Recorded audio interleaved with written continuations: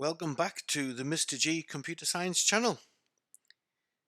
If you haven't already done so, please hit the subscribe button to get all the latest notifications of new videos, and don't forget to give me a thumbs up for the video.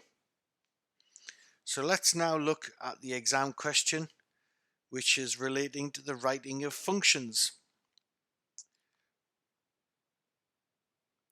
A garage sells petrol or diesel by the litre, and the costs are given here. Petrol is £1.20 a litre, diesel is £1.40 per litre. The garage requires a function to be wrote in pseudocode or a high-level language to calculate the cost of the purchase. The user will be required to enter the fuel type and the number of litres being purchased before calling the function to calculate the fuel cost. An appropriately formatted message will show the fuel cost. So now let's look at some of the characteristics of the function. The name of the function is fuel cost. It requires two parameters, fuel type and the number of litres bought. The calculations will involve the mathematics of multiplying the cost per litre by the number of litres purchased, and it will return this calculated cost. So now let's look at the allocation of marks for this exam question. So generally speaking, functions could be marked between 4 and 6 marks. 1 mark will be awarded for naming the function. 1 mark will be awarded for listing the required parameters. 1 to 3 marks for the calculation depending on its complexity. 1 mark for returning a value. The exam question asks us to not only write the function but to call it in the main body of code. So 1 mark will be awarded for the enter of the fuel type and the number of litres. 1 mark will be awarded for calling the function with its appropriate parameters, and 1 mark would be awarded for appropriately formatting the output of the cost of the fuel. So now let's look at the pseudocode solution. So line 1 is our function header. So we have the word function, followed by the name of the function, fuel cost, and then its parameters. So our first parameter is P fuel type. Generally, as a rule, I like to use the prefix of P in front of my parameters to remind me I'm dealing with a parameter. So we have the first parameter of P fuel type separated by the second parameter of P litres. Notice the indentation on line 2. That helps me identify the coding that is within the function, and you'll notice that line 1 directly is in line with line 8, so I can quickly at a glance notice the start and the end of the function. So line 2 says if the parameter fuel type is equal to the string diesel, then I will be setting the local variable cost to being equal to 1.4 multiplied by the parameter P litres. If the fuel type is not diesel, in other words, this if statement is false, it will automatically default to this else statement and calculate the cost at being 1.2 multiplied by P litres, which is the cost of the fuel type of petrol. Now, we're only dealing with 2 fuel types here, petrol and diesel. There is no need for a second if statement, because if it's not diesel, it must be petrol. The program does not ask us for any kind of data validation with regards to the fuel type. Therefore, we don't have to test for data entries other than diesel and petrol. So we can simplify the program accordingly. So now we have our cost calculated, whether it be for diesel or whether it be for petrol. We can now return that cost. Remember, all functions must have a return value. So that is the code completed for the function. We now need to look at the code that will be wrote to allow us to have our data entry and the calling of the function.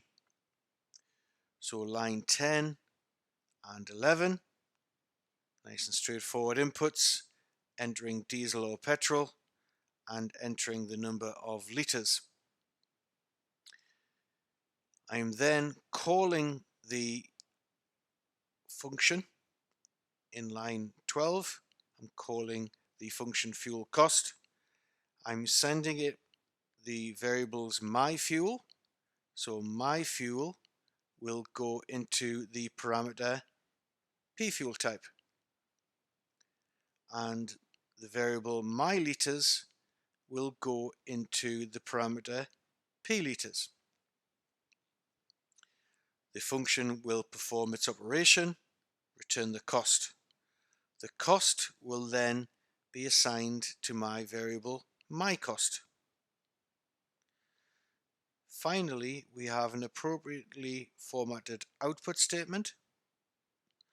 We have print, then the string literal, the cost of the fuel purchase is, and I've just snuck a little pound sign in there just to give some kind of formatting to my cost, and then the variable my cost.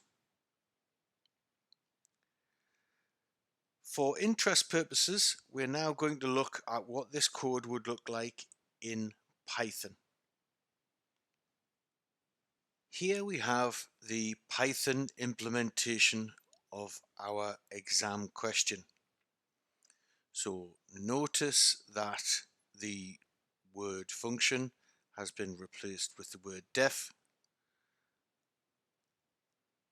The function header line ends with a colon. Our if statement has replaced the word then with a colon.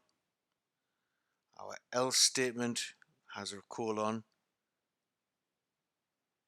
and the omission of the end if and the omission of the end function. Also notice the casting of the data input. So Python will default to a type string.